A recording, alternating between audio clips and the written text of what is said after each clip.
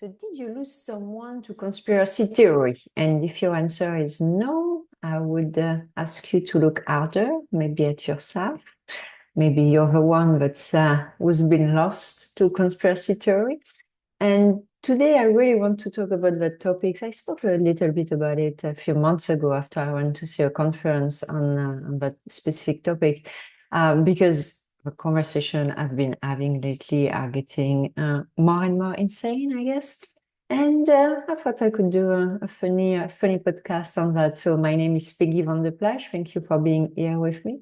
So, how do you go from sugar is bad to cannibals run the world? And that's pretty much what I want to discuss with you today, because that's what's been happening more and more with me. And I personally did lose quite a few people to that black hole of social media's conspiracy theories. And gosh, did they fall fast. I mean, literally in a few months, I could not recognize the discourse for some of my friends that I've known for a very long time, not people I had met the year before. So, picture this. Quietly having a nice catch up with a friend, which is already not as easy to organize and schedule as you know. It's usually a lot of challenges just to book a coffee catch up. So anyway, I'm excited. Finally, I'm catching up with a friend, having a coffee, a brunch, whatever, doesn't matter. And suddenly, literally suddenly, out of nowhere, some batshit crazy stuff that would have literally earned you a one-way ticket to a mental institution not that long ago is presented to me as it was the most natural thing in the world. So in my head, I'm trying to rewind at full speed. What's happening? Would I give the vibe that I was aligned with conspiracy shit? Was it when I agreed that sugar is unhealthy and that processed food is garbage? Was it when I became aggravated on the topic of children's sex trafficking, which are positions I believe are, pretty reasonable? And that is where I realized how quickly people are falling for this type of trap. But really at the speed of a scroll down, mouse click, whatever you want to call it. I'm not great with the gesture of social media. Thankfully, I'm not spending too much time on it. But you start with someone who's watching, I don't know, a wellness video. They want to lose weight. They want to, I don't know, gain some muscle, whatever, something really stupid. Or maybe a spiritual video, new age shit, whatever, doesn't matter. 5 videos down, videos that have been served to them by YouTube, they became anti-vax, and not the anti-vax, who are like a healthy concern with the fact that the entire world population is injected with something that has not been tested, which I think is just critical thinking. But no, the full-blown anti-vax, measles and all, like the hardcore one. And then 5 more videos down, the entire world is run by cannibals. And I'm looking at that, I'm like, how did we go from I'd like to lose 2 pounds of fat to measles is not a deadly disease that we should act against, and the entire world leaders are pedophile and cannibals. I don't know for you, for me it seems like a bit of big jumps, but visibly 10 videos and you're done with that. At least that's what I've seen with my friends. And at least that's the type of jumps they make in conversation with me. And, don't get me wrong, I'm not naive about the sins and the corruption that exists in the world. Absolutely not. But I do tend to like fact-checking and reliable sources, call me old school. And being told that Fred 2008 dollar sign on Twitter knows the truth about what is really happening in the world, well, you know what? That doesn't really does it for me, oddly enough. And from my perspective, that Fred is sitting in Russia, North Korea, or Iran, and is having a field day, filling North American minds with the worst brain what a human can absorb. So now you're facing that friend. What do? You've just heard that everyone is a cannibal pedophile, and you know, you're looking at them, they have a weird look in their eyes. You probably also have a weird look in your eyes. What do?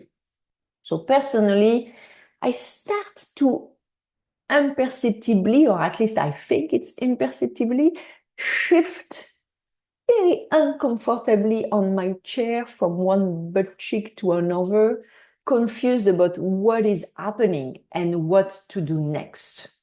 Usually, I don't interrupt the rant. You know, I let them go and I try to find one common point where we can agree on. Okay, sugar is bad. And then I quickly redirect towards a topic that is way less dangerous. For example, my cat's latest UTI, always a good topic of conversation. Sometimes it works, sometimes it doesn't, because sometimes I am back to another crazy theory 10 minutes later, if not 5 minutes later. And well, on the bright side, it allows me to be aware of what's happening in the darker corners of the web, because I'm not really on social media, so I don't really know what the fuck is happening. And it also, unfortunately, gives me a bit of insight on what democracy is up against. And actually, I would rather not think about it too much, because that's quite scary and depressive. So what's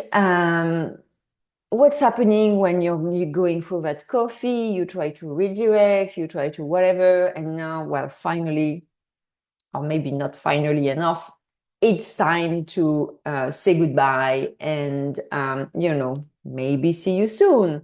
And, you know, you feel unsteady and slightly dumbfounded, as if, I guess, you have been hit by a stun grenade, you know. So you leave your friends, and as you're walking back or biking back, because you're environmentally friendly, but you're not as depressed as to take public transportations. So as you're walking back, you're wondering, what the fuck just happened?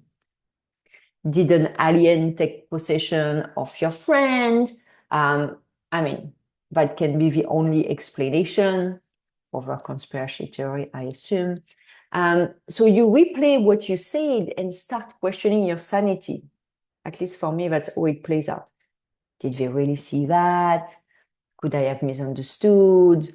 Do they actually believe that? Could it be a joke? Where are the hidden cameras? Anyway. But then, I mean, you have to come to the realization that you have just lost another one to the zombie brain eaters of social media, that whatever you can say can and will be used against you. So here are some of my favorites. The first one is, you're being manipulated and you don't even see it. And I'm like, yes, sure, but you're not. Another good one is, I have access to underground information. Again, friend from Pyongyang. Oh, you believe mainstream media. Sad. And yes, I believe that the Financial Times has a bit more access and brain power than Fred and his gang, I admit it. And I actually also use my brain for something that is called critical thinking. So I don't believe everything I read in mainstream media, and I actually triangulate information. So it's a bit like a mosaic theory. So yes, I think I get a good handle on how to, you know, at least remove a lot of the bullshit I'm reading. Another good one I like is that is the beauty of it. They have erased all the proof. that is indeed unfortunate and very convenient. So it is what it is. The other one, with a sad and compassionate smile, you will understand at some point, meaning you're not enlightened enough right now to understand that everyone is a cannibal. And what I do understand very well, though, is that you should stop watching YouTube right fucking now. And the last one, which also is a good one, you're afraid. And yes, absolutely, right now, I am fucking afraid that you will tase me to eat my brain later. So yes, I am afraid. So these are some of, very definitive arguments you're going to hear from someone you lost to a social media conspiracy theory, because there is nothing you can say anyway that wouldn't be twisted against you, and any proof you can bring will be used to actually change the reality. So that's what it is. You have to know that.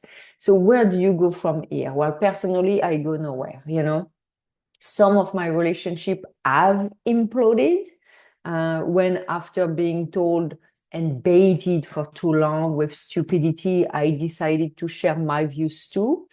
I have to admit this was early on. I realized since then that there is no point in doing that. It's like trying to teach German to my cats, not working very well.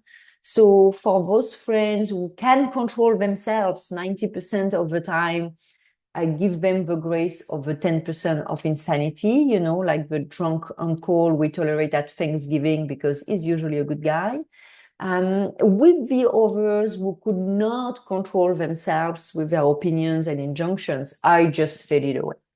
And there was no point in a clash. I know exactly what would be told, if I try to make them see the light. There is no point. And anyway, I'm sure they're having a better time with Fred than with me. So that's it for today. I hope that made you think. I hope that made you laugh. That's the point of my podcast. And you can always check out previous videos, because I think you would enjoy some of them that are linked with that topic. So thank you so much for being here, and talk to you next week. Bye bye.